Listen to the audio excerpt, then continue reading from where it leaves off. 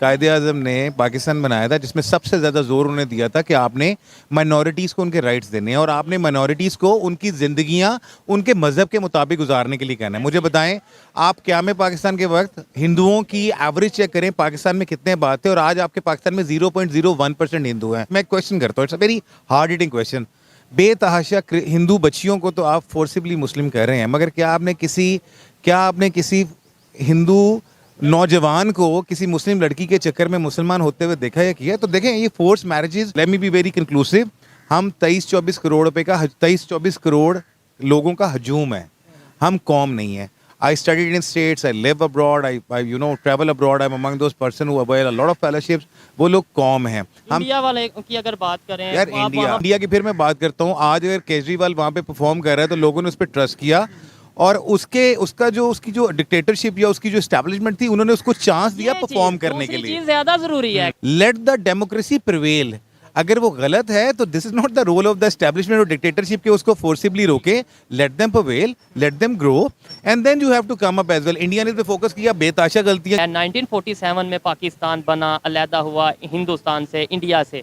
तब से लेके आज तक क्या ऐसे काम किए जिसकी वजह से आज हम इस पोजीशन में मौजूद हैं? और दूसरे नंबर पे इंडिया की अगर बात करें, उन्होंने ऐसे क्या काम किए कि आज वो जिस पोजीशन पर दुनिया की 5वीं बड़ी इकानमी बन चुके हैं? कैसे बन चुके हैं? हमारे क्या मतलब यह है कि हमारे क्या खामियां थी, उनकी क्या खूबियां थी?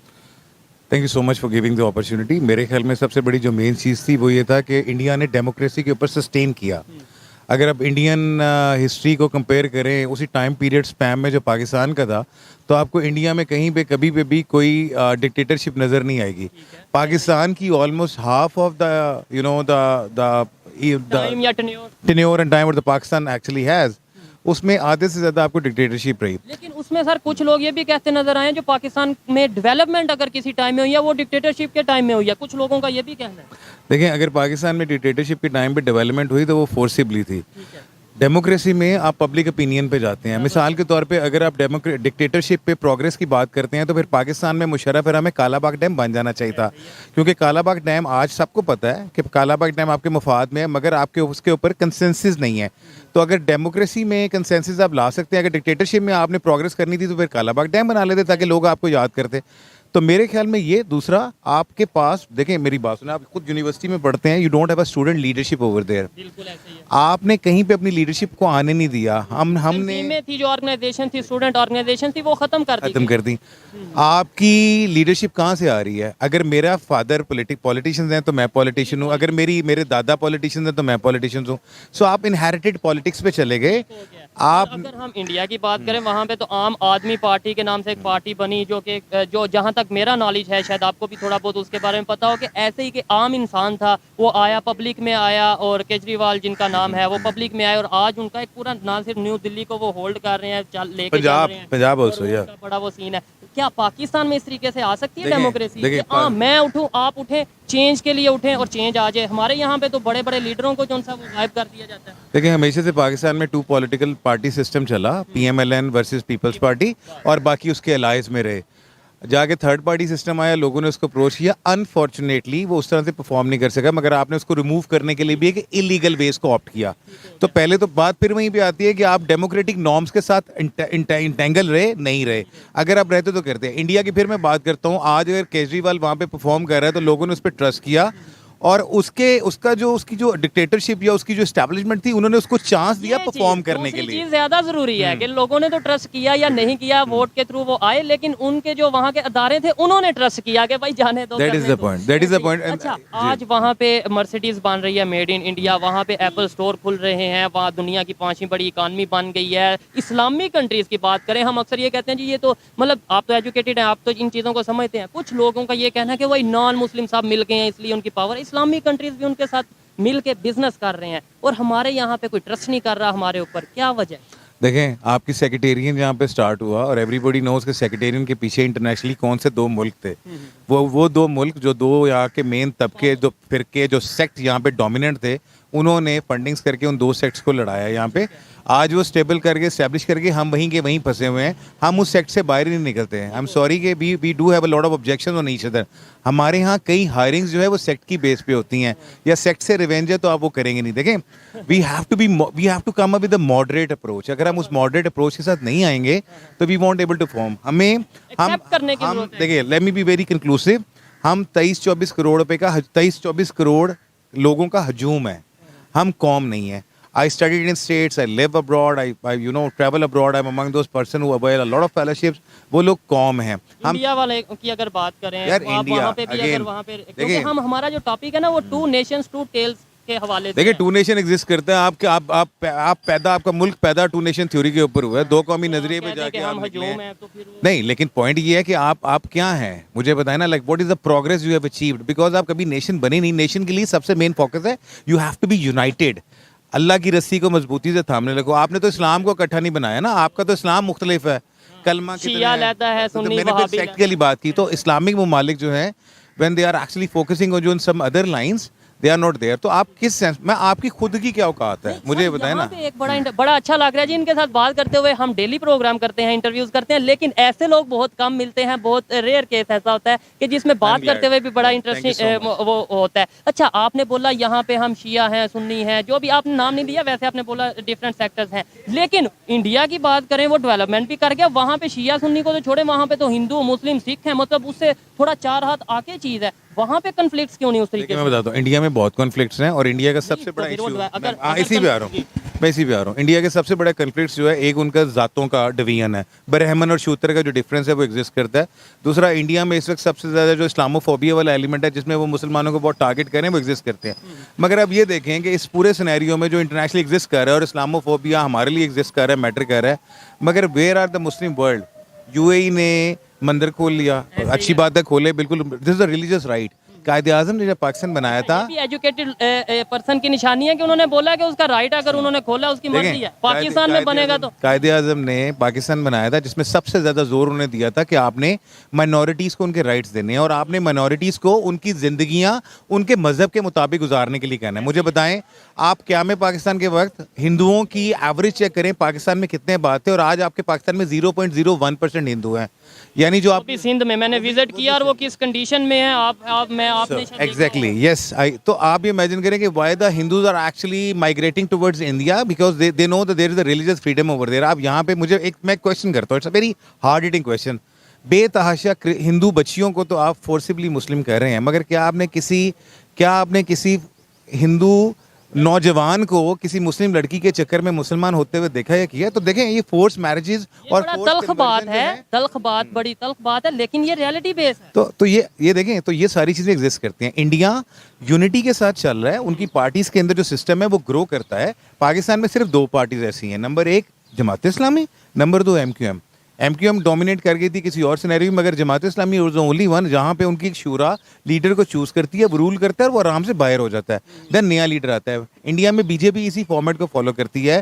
कांग्रेस का हाल आपने देख लिया कि वो चूंकि उस इन्फ्लुएंशियल इनहेरिटेड पॉलिटिक्स पे जा रहे थे, तो वो गांधी को लोगों ने रिजेक्ट कर दिया। केजरीवाल क्यों कामयाब हुआ? Because the new one came into this as well, talk while empowering the people. This is all about the people. आपकी ऑडियंस कौन है? मैं किसके लिए सियासत करना चाह रहा हूँ, आप किसके लिए दिखा रहे हैं?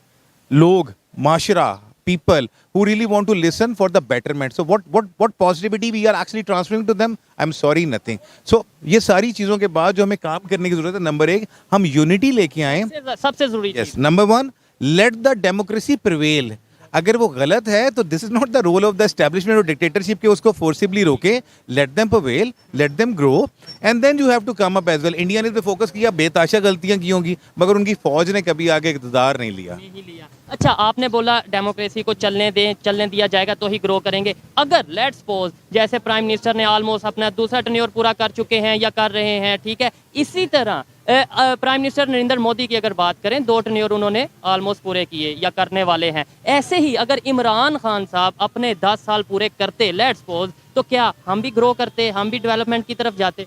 देखें, कुछ प्रैक्टिकल ग्राउंड रियलिटीज की बात करते हैं। इमरान खान के पहले 4 साल में unfortunately what ever he was claiming, it was not on a ground realities, ठीक है। लेकिन प्रॉब्लम ये था कि भाई आप इमरान खान को उसके 5 साल पूरे करने देते and let the people decide कि इमरान खान ने 5 साल में परफॉर्म किया है, तो लेट हिम री इलेक्ट। अगर परफॉर्म नहीं किया तो they will give chance to someone else as well. मगर जब आपने उस बंदे ने जिसने अनफॉर्चुनेटली अपने किए गए वादे परफॉर्म नहीं किए उसको इलीगल वे से रिमूव किया, एवरीबॉडी नोज कि आपने उसका देखे ना फॉरवर्ड ब्लॉक बनाया। अब कश्मीर में आपने क्या किया है, एक इलेक्टेड नारे तो प्राइम लगाते मिनिस्टर को, एक इलेक्टेड प्राइम मिनिस्टर को कश्मीर के आपने रिमूव करके एक पार्टी के अंदर ही फॉलो अप ग्रुप बना के एक लाइक माइंडेड लोगों का बना के उसको प्राइम मिनिस्टर बना दिया। Everybody knows who is behind this. So point is दूसरे नंबर पे हम कश्मीर की बात आपने किया तो हम ये कहते हैं वो तो आज़ाद है, अपनी मर्जी के फैसले करते हैं, अपना प्राइम मिनिस्टर है, जबकि पूरी दुनिया को पता है कि प्राइम मिनिस्टर किसका है, पार्टी किसकी है। ऐसे ज्यादा देर नहीं चलेगा। अच्छा, एक हम ये भी हम देखते हैं कि मेरे अंदर अगर कोई मिस्टेक है, आप वो काम ठीक कर रहे हैं तो मैं ये नहीं देखूंगा कि ये भाई से सीख लूं, कुछ बेहतर कर लूं। हम कहते हैं नहीं, इससे तो मैंने सीखना ही नहीं, ये तो मेरा दुश्मन है। अगर ऐसे ही हम देखें, इंडिया की बात करें, डेवलपमेंट की तरफ जा रहा है, उनके पॉलिटिकल स्टेबिलिटी है, 75 साल में बहुत सी चीज़ें उन्होंने अचीव की, हम क्यों नहीं सीख लेते? देखिए मैं यही बात कर रहा हूँ, जरूरी नहीं कि आप अपने दुश्मन से नेगेटिव चीजें सीखें। आप अपने, ठीक है, seemingly they are rival, okay, enemies rival में भी डिफरेंस है। आपका चाइना भी आपका राइवल है, वो आपके अगेंस्ट प्रोग्रेस कर रहा है। अफगानिस्तान भी आपका राइवल है। साथ कंपटीशन हम रखना चाहते हो या हो, कंपटीशन तो मैं आपसे फिर कह रहा हूँ कि चाइनीज का कंपटीशन आपके पास नहीं है, आपके पास रॉ मटेरियल नहीं है। You are suppose to get the raw material from China. आपकी सारी इंडस्ट्री तबाह हो रही है क्योंकि चाइना मेड इन चाइना चल रहा है। सो अगेन सिनेरियोज ये हैं कि what are the good things you are picking from your neighbourhood, how you are empowering your kids particularly, because आपका पाकिस्तान का यूथ इस वक्त पाकिस्तान में सबसे ज्यादा है। तो आने वाले दौर में यू जस्ट इमेजिन कि जिस वक्त वो एज कर जाएंगे और वो बूढ़े हो जाएंगे तो आपका फिर ओल्ड एज तबका ज्यादा होगा। क्या आपका इंफ्रास्ट्रक्चर ऐसा है अमेरिका की, जापान की तरह हो जाएगा? आपका इंफ्रास्ट्रक्चर जापान अमेरिका की तरह है कि आप उन बूढ़े लोगों को वो मेडिकल एड, वो सारी सर्विसेज, वो रिटायरमेंट बेनिफिट्स पे कर सकें? आपका सिनेरियो ये है कि आपकी इकोनॉमी कोलैप्स करने पे आई हुई है। Nobody is bothering to get the international credit cards from you because you are not able to pay them back. So problem यहाँ पे ये है, देखें दिस अभी भी आप डिफॉल्टिंग की है, अभी भी चीज़ें बुरी नहीं हुई। आपको ट्रस्ट करना है अपनी लीडरशिप पे and let the people decide. The rule of leaders would only be possible through the people who is going to decide either you are my leader और I am your leader. Sir, कहीं ना कहीं vision के ऊपर और education के ऊपर, awareness के ऊपर ये चीज़ें बेस नहीं करती। आपने बोला कि अगर पाकिस्तान बेहतरी की तरफ जाएगा या कोई भी कंट्री जाता है उसके अंदर पॉलिटिकल स्टेबिलिटी होनी चाहिए, ये चीज़ें होनी चाहिए, लेकिन मेरे ख्याल से यूथ को जो असल इश्यूज़ हैं या स्टूडेंट्स को असल इश्यूज़ का रियल हिस्ट्री का पता होना ज़रूरी है कि नहीं। हमारे यहाँ पे जो पढ़ाया जाता है क्या वो रियल हिस्ट्री है? और जो इश्यूज़ हमें यहाँ बताए जाते हैं, वो चोर, मैं चोर, तू चोर, ये चोर, क्या ये इशू हैं या टेक्नोलॉजी, इंफ्रास्ट्रक्चर, हेल्थ, जो दुनिया कितनी तेजी से डेवलपमेंट की तरफ जा रही है, ये इशू है? लोगों को इसका बताना चाहिए या चोर चोर का बताना चाहिए? देखें आपको रिवैम्प करना है अपनी चीज़ों को, और इसमें देखें पॉलिटिकल सिनेरियोज में पॉलिटिकल सिनेरियोज भी होते हैं। ठीक है, होते हैं। वो आप you can't deny about those political scenarios. कोई चोर है तो वो क्यों चोर है, you have to prove it. देखें आप क्या मस्जिद में सवाल कर सकते हैं मौलवी से जुमे की नमाज के दौरान में? I am asking you this question. फतवा लगा देंगे, फिर डर लगता है। नहीं कर सकते। तो देखें अब यहाँ पे आपके पास क्या best, what is the best examples which you have? नबी पाक सल्लल्लाहु अलैहि वसल्लम ने मस्जिद को एज अ एक पॉलिटिकल सीन के तौर पे भी यूज किया। He was taking his political stance from them as well. Let's take an example from the Turkey as well. आप अपने बच्चे को पहली सफ में से निकाल के साइड पे कर देती हैं, पीछे कर देते हैं। Imagine what is the mindset you are actually putting in that kid कि मैं पहली सफ में क्यों नहीं खड़ा हो सकता? शायद वो घर से इसी शौक में आके खड़ा हुआ हो। तो ऐसा क्या, is this Islam, is this a law, is this a religion? No. So नबी पाक सल्लल्लाहु अलैहि वसल्लम ने अगर फोर्सिबली इस्लाम फैलाते ना तो आज हम सारे हाथों में तलवारें लिए कुछ कर रहे होते हैं। नबी पाक सल्लल्लाहु अलैहि वसल्लम ने अपने अखलाक के तौर पे, अपने करेक्टर के तौर पे उन्होंने इस्लाम को लोगों को प्रूव किया कि वो उन पे ट्रस्ट करें। लोगों ने किया और फिर इस्लाम फैला, उनके करेक्टर की बेस पे इस्लाम फैला। So the point over here is this as well, हमारे लीडर्स में this, they got this country in the name of Islam. तो हमारे लीडर को कहीं ना कहीं अपनी करेक्टर बिल्डिंग करनी है, number 1। Number 2, late the people decide who is supposed to do. Number 3, lastly, we have to rebuild and rechange our curriculum. Let our kids empower through the technical education. मैं simple simple FABA करके भाई मैं गुजारा नहीं कर सकता। This is not time. मुझे हुनरमंद जवान होगा तो you have to revise your curriculum. Just tell them, inform them about their rights. Grow them the way they want to grow. Let the people live the life they want to choose. मैं ये नहीं कह रहा कि आप यहाँ पे LGBT को प्रमोट करें, बाकी करें। Liberalism mean everybody has a right to live. So okay, so वहाँ पे आप उनको उनकी ज़िंदगी के मुताबिक, इस्लाम के असूलों के मुताबिक गुजारें, और फिर आप देखिएगा कि किस तरह से the things would be quite positive towards. ऐसा चेंज होगी। अच्छा, यही चीज़ें जो पाकिस्तान में नहीं हो रही, मतलब उस तरीके से फ्रीडम अगर कहा जाए या अपनी मर्जी से लाइफ गुजारने की उस तरीके से ऑप्शंस मौजूद नहीं है, शायद इसी वजह से नॉन मुस्लिम में इस्लाम की अगर बात करें, ख़ासतौर पे पाकिस्तानी इस्लाम की बात करें, तो हार्ड ही में जा रहा है थोड़ा सा कि शायद यहाँ पे इस्लामोफोबिया की बात कर लें या एक्सट्रीमिज़म की बात कर लें। देखिए एक्सट्रीमिज्म वाला एलिमेंट है। आप, आई am sorry, I am not naming that, but आप ब्लास्फेमी केसेस उठा के देखें श्रीलंका का केस अभी रिसेंटली, चाइना का केस। अगेन, आप ब्लास्फेमी केसेस उठा के देखें, आपको आइडिया हो जाएगा। फिर मॉब जस्टिस उठा के देखें, लिंचिंग केसेस उठा के देखें। ये प्रोग्रेस पॉजिटिव माशरे की कासी नहीं करते। आप whatever you are doing over here with some illiterate people who doesn't have a sense in fact, so how इसलिए तो उसका मैं कह रहा हूँ। इम्पैक्ट कहाँ पे जा रहा है? You just imagine the impact which you are getting through this as well. आपको पता है श्रीलंका वाले इंसिडेंट के बाद आपके इंटरनेशनल ऑर्डर कितने कैंसिल हुए ऐसे ही है। हैं? और So ये फिर कुछ लोगों को ऐसा लगता है कि शायद ये वाकया हुआ, ये हमारा ही मीडिया चलाएगा, बात खत्म। भाई ये बात पूरी दुनिया तक जाती है, और एक वाकये से, वीडियो से, एक चीज़ सोशल मीडिया पे जब वायरल होती है पूरी दुनिया में, पाकिस्तान का वो 4 लोगों ने जिन्होंने किया उसका इमेज नहीं, पूरे पाकिस्तान का इमेज खराब होता। इनसे बात करने में मज़ा इसलिए आया, बेहतर इसलिए लगा, जो इन्होंने बात की। आप यहाँ पे किसी गली वाले से, किसी रेडी वाले से पूछेंगे, वो यही कहेंगे हम सर काट देंगे, तलवार मार देंगे, ये कर देंगे, ये भी कर देंगे। लेकिन क्या इससे इस्लाम को फ़ायदा होता है? मैंने आपसे पहले कहा, नबी पाक सल्लल्लाहु अलैहि वसल्लम ने अपने अखलाक के ज़रिए और अपने एटीट्यूड के ज़रिए इस्लाम को फैलाया था, और यही मेरा ख्याल, अगर हम इसी मॉरल्स के ऊपर फॉलो करेंगे तो सूनर और later the people would realize कि हम इस्लाम का असल चेहरा लोगों के सामने लेके आएंगे, और वो चेहरा है मिलनसारी का, मोहब्बत का, अमन का। और उसके ज़रिए जब लोगों को ये रियलाइज़ होगा कि this is what Islam, so they will come up with Islamophobia and they will start believing on us. I am sorry, आपके सामने है बदयानती पे हम कहाँ पे फॉल कर रहे हैं, जस्टिस में हमारे जजेस कहाँ पे फॉल कर रहे हैं, झूठ पे हम दुनिया में कहाँ पे फॉल कर रहे हैं। सारी बातें छोड़ें, आप ये बता दें हमारा बैंकिंग सिस्टम है, अगर इस्लाम की बात करें तो फिर क्या बैंकिंग सिस्टम इस्लाम के मुताबिक है?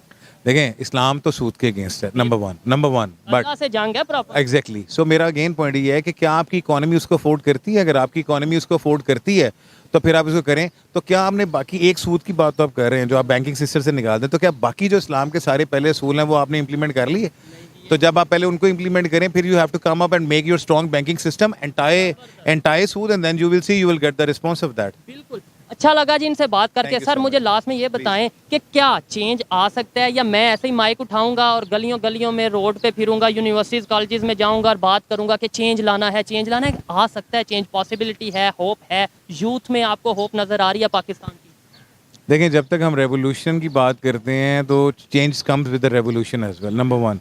Number two, there are many type of revolutions. मेरा नहीं ख्याल कि अभी हम रेवोल्यूशन के सिनेरियोज में जा रहे हैं, क्योंकि अभी हम किसी भी तरह अपने डे टू डे एक्सपेंडिचर्स को मैनेज कर रहे हैं, चाहे गरीब है, मिडिल क्लास है, अमीर है, दे आर पेट की पड़ी है फिलहाल। पेट की पड़ी है, उसे मैनेज कर रहे हैं। हमें यहाँ पे इन सिनेरियोज में देखना है कि हम पाकिस्तान में इंटरनेशनल सिनेरियोज में किस तरह से एग्जिस्ट कर सकते हैं।